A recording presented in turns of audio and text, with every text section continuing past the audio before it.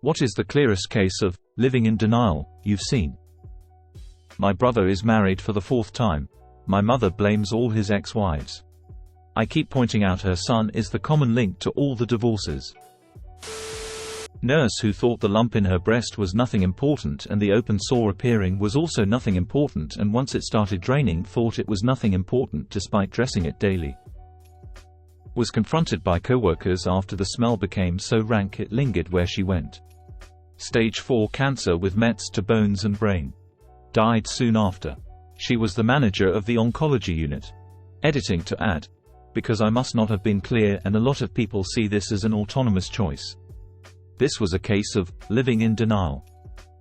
Once confronted about her odor, she admitted to the sore but still thought it was nothing. Agreed to go to the ED with colleague, friend, but only to reassure them. Oncologist consulted in the ED and she lost it when cancer mentioned. Insisted on everything done to treat despite no hope. Died within the month. Never left hospital from time confronted about odor. Friend diagnosed with diabetes 10 years ago. Has needle phobia, so afraid of pricking his fingers to monitor his blood sugar so doesn't, and just eats healthy. Due to blood sugar fluctuations, gradually goes blind and kidney fails, 3.5 years on dialysis, then finally gets a kidney transplant.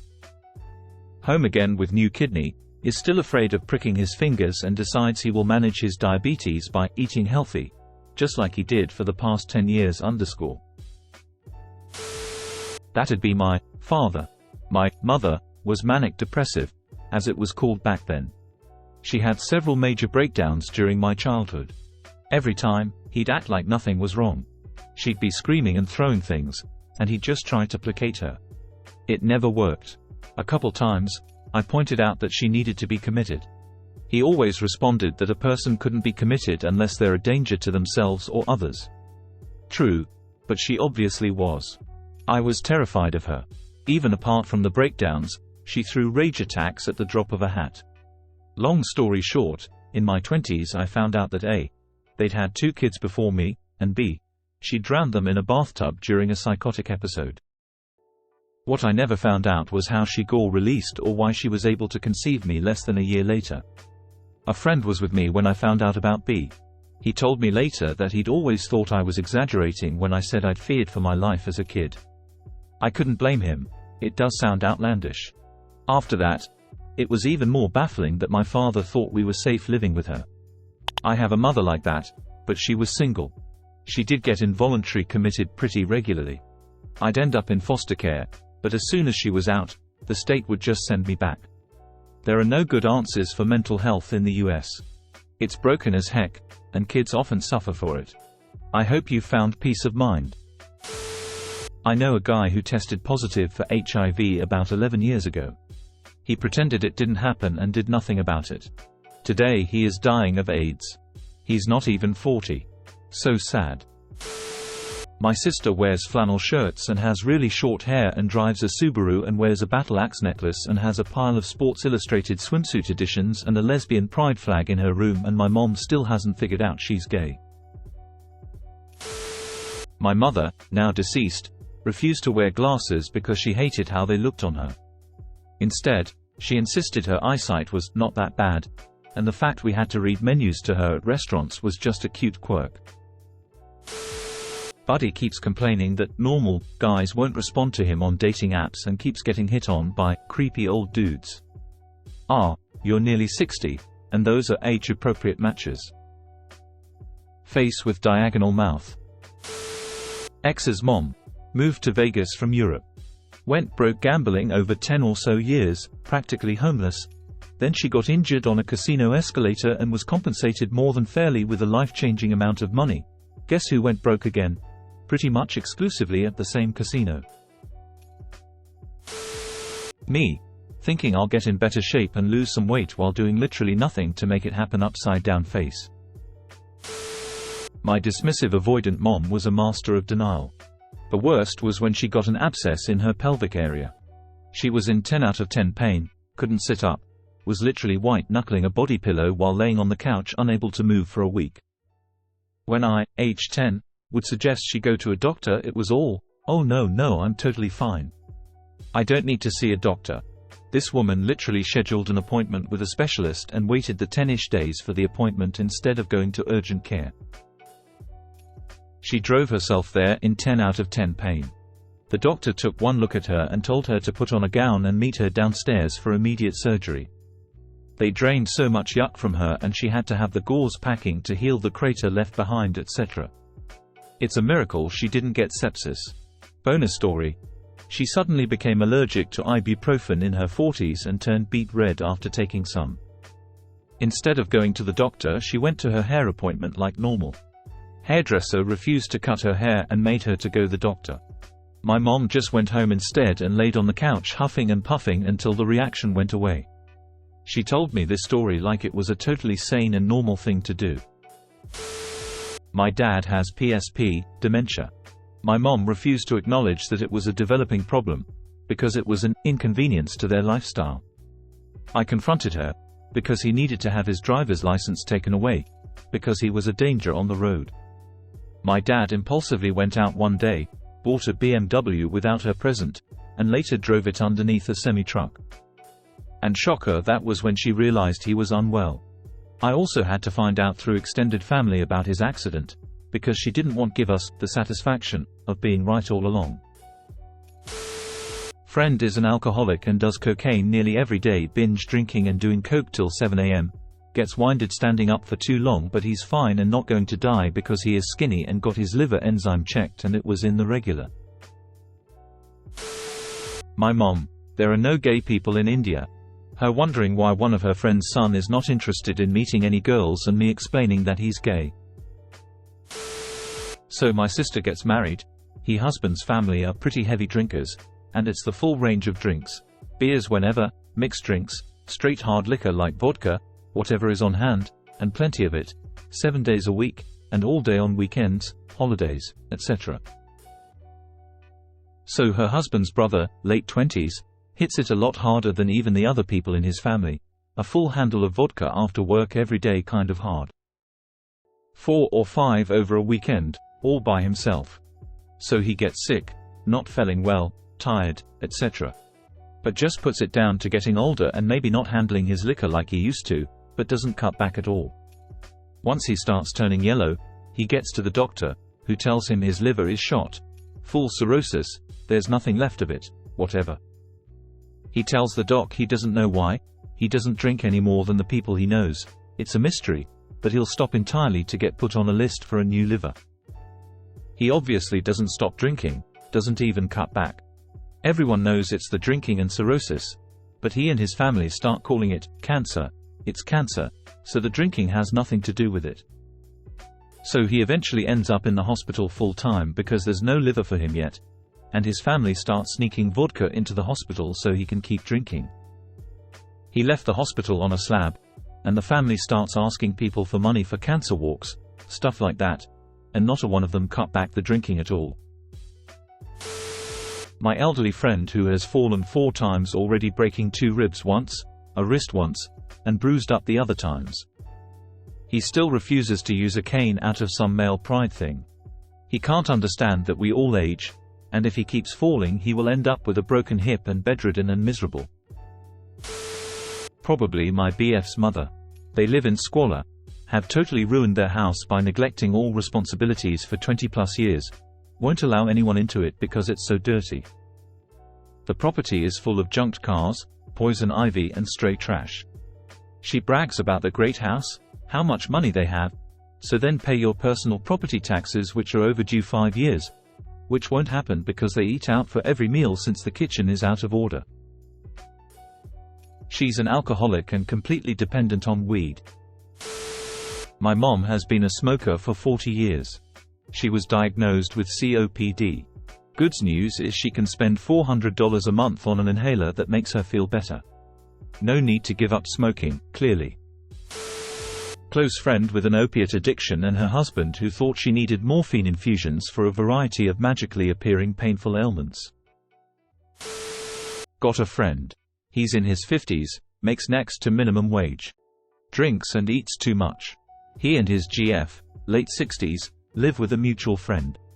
They're discussing adopting a child. My family when my mom was diagnosed with a hereditary, incurable, no survival rate over 4 years cancer. We all thought she'd be the one to beat it. She was gone within a year at 55 years. No amount of good diet, exercise, education can beat bad genes and life's unfairness. The facts were there. It was still like a freight train hit us. IDK. But immediately above this on my feed was a screenshot from Grindr where someone said, "Honestly have no interest in men. Sex is just sex to me." My stepdad's coworker got 3 different vasectomies. His wife kept getting pregnant each time, and he insisted the doctor had somehow botched the procedure. After the 3rd vasectomy, she turned up pregnant again, and the doctor told him, "There's nothing left of your vas deferens. Have you considered she may be cheating on you?" Hilaria Baldwin's commitment to her fake Spanish accent, even after she was outed as having been born and raised in Boston with 0 Spanish heritage. I am a teacher. I have so many parents in denial about their children's grades or behavior. I once had a kid headbutt me and break my nose. He couldn't go to recess right then and there. But he's an angel at home, where he's only ever playing on a tablet. I also have one parent in particular who has 4 children, and all of them have behavior problems, to the point of multiple suspensions or being made to move schools or teachers. And I have to wonder, after 4 children with issues, is it not possible you might be part of the problem? My dad having married a man and then turning around to beat my ass because I said I was bi. He tried to do everything right and raise you a proper gay. Now you are breaking his heart saying you are only half gay. Where did he went wrong? Had a friend planning weekends away and activities when they were 9 months pregnant and about to drop. Think they were just scared and trying not to think about it. A girl I went to school with. We were on friendly terms many years after school, never got a job and still lives on governmental pay. She first got 1 child, moved from place to place because she got evicted due to lack of rent. Blew of all her money on crap the moment she got them. CPS placed the child in permanent foster care. And she repeated the same with 2 other children. She is now 40. None of her 3 children have any relationship to her. She still gets evicted all the time, still blows her money on crap. And still thinks she is fine. She is a good mother and all her issues is everyone else's fault. All in all very sad. My mom was complaining about a sister-in-law of her niece who went back to a man that encourages her drug use and physically abuses her. My mom kept calling her so stupid and seemed so much like, "I can't believe she is doing this," when she was with my father who was also a drug dealer and he physically abused her. She also have a few other relationships with that same dynamic. Like, "Did you forget who you were?" I would have pointed it out to her but it was Christmas and I wasn't in the mood to kill my own vibe. My mother and father divorced 26 years ago. It was a toxic marriage and probably for the best that they part ways. Since then she has been remarried and is happy with her new husband. We all get along and my parents get along for the sake of visits and being around grandkids. To this day my father wants to get back together with my mother. I don't blame him there if he still loves her, but the denial part is he thinks he did nothing wrong in the marriage. He is under the impression that he was the perfect husband and he is doing her a favor by taking her back if she did come back. The reality is he did not treat her well. She left and is now with someone who makes her happy. My partner has a close friend like this. He lives alone in a rundown studio apartment, socially isolated himself, and bitching and crying all day and night about his ex-wife leaving him for another man. He doesn't understand why she would do such a thing. My partner tells him to not forget that he cheated on her first, kept getting fired from multiple jobs, had anger management issues, and refused to get treatment for his mental health and substance abuse issues. Plus he's a man-child who wants a mommy wife, not an equal partner. It's been close to 20 years, the kids are adults, and he still believes that there is a chance his ex-wife will come running back to him. My older sister, 39, having 4 kids, living in my parents' house without paying rent since she got pregnant the first time with 17. Her oldest was practically raised by my parents.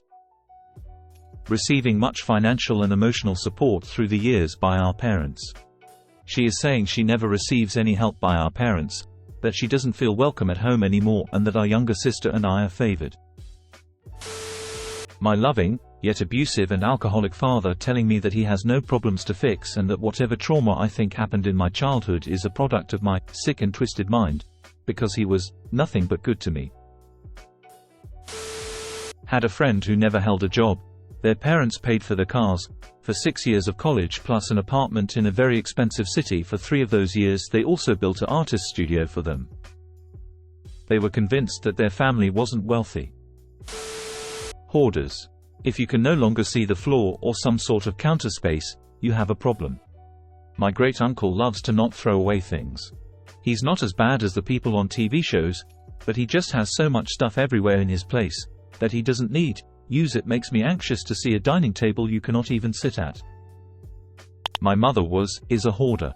Growing up, I kept the kitchen, bathrooms, and common areas of our home clean. I knew she accumulated things, but it never clicked until I left. It took 6 months for things to pile up. 4 younger siblings living at home, none of them would clean. They moved across the country. I went to visit about 2 years later. You couldn't make food in the kitchen because of the mess. Couldn't sit in the living room without moving piles of junk. They moved again. I went to visit. I walked into the place, looked around, and left to stay at my grandmother's home. Mom's was packed floor to ceiling with garbage. I was told that only one bathroom worked because you couldn't get to the other 2 and that I would need to just clear a spot whenever I wanted to sleep. That was almost 18 years ago. I've not visited her place since. I just can't. She doesn't see the problem and says I'm just too controlling. It breaks me to see her content and in denial living that way. Whenever I need motivation to deep clean, I watch a few minutes of Hoarders and then I get to work. Edit to fix format. Me, when I thought I could help my mom and that it was my job to make her happier. She screwed up her life and made every choice that got her where she is today, and continues to make poor choices all the time. It took years and years for me to realize there's nothing I can do except call her occasionally and say I love you, and it's not my fault she lives the way she does. A former friend of mine comes to mind. She lives with her husband, 3 kids and mother. The total household income is only $2,000 a month. Rent is $1,500. They are 3 months behind on rent. She says it's okay, they won't get evicted. Oh, and the reason for being so far behind is they bought a second car even though they absolutely cannot afford and definitely don't need it. Glamour photos at $600 a pop for her. Getting nails and hair dyed at the salon once a month. She has no idea how screwed they all are. I feel so bad for the kids. Denial is incredibly useful. So the clearest case I've seen is me and my husband all of 2022. Melanoma went to stage 4. Somehow, he had no pain and felt fine until the last week of his life. We had a great time together. He didn't want anyone to know he was sick until he felt sick, and he didn't feel sick until his last week of life, so nobody knew. He went back up north that summer for a few weeks to hang out with his brother and his friends and go see his mom, and had truly a great time. We did a trip to Mexico, and 2 months later he was dead. But my goal that year was to feed him everything he liked as much as possible, and make him laugh. It was successful. Thank you, denial, for making his last year special. Someone who has severe hearing loss but insists the reason he has to say, "What?" all the time is because everyone mumbles. There was a woman who made a post in some relationship-related subreddit a few days ago, who was looking to reconnect with her 2 adult sons who she had not spoken to in almost a decade. She insisted she was a good mom and that there was no reason her sons would not talk to her, and was completely confused when people were telling her to be introspective and figure out what she did to them, because people don't just stop talking to their parents for nearly a decade for no reason. My friend has been talking to this man for 4.5 years. They've hung out maybe 5 times and they usually just hook up and he leaves. He only texts her at certain hours of the day, because of his work schedule. He never plans dates for them, or when she does try to plan dates he bails. I constantly ask her why she keeps talking to him and if she really believes they could be something more than once in a while, if even that, fuck buddies, and she said she just really likes him and wants to be with him. I wholeheartedly believe he has a whole wife and kids. Broadly speaking, parents who think their kids are so smart, BC they can use an iPad. Like, wow, he can click the next video, great. But he's almost 5 and can't count and doesn't know his letters, and you kept him out of preschool because he's not ready yet. Maybe reevaluate what's important. All the non-profits that I've worked for that are supposed to help low-income people, and most of the people working there are also low-income people. Eddie Van Halen getting mouth cancer and refusing to quit smoking because the cigarettes aren't what caused the cancer. Someone I knew had their dog die of some disease. She successfully convinced herself that her dog was taken to some farm to frolic in the grass or some shit. She was the type of person that couldn't take bad news. Everything had to be good and bad things just didn't exist to her. But if she was aware of bad things happening, she would take it out on everyone for making her feel horrible while she just rotted. Clear delusion. In a medical stats program. This statistic for a population in Mississippi was depressing. 85% of target group lives on a household income $35,000 or less per year. 85% of same target group thinks that medical funding for the poor doesn't do any good and should be wasted on helping the poor. This is absolute insanity. Like they don't even seem to realize they are the poor being offered help. They somehow use the cult thinking of system justification to somehow exclude themselves from thinking they are the poor. To quote my grandmother regarding my grandfather, everyone keeps saying complete bone marrow failure like it is a big deal. She was shocked when he died a month later. My sister is convinced she has a mystery ailment that no doctor can diagnose, and that's why she's lost an absurd amount of weight. She forgets to mention the Adderall she's snorting all the time.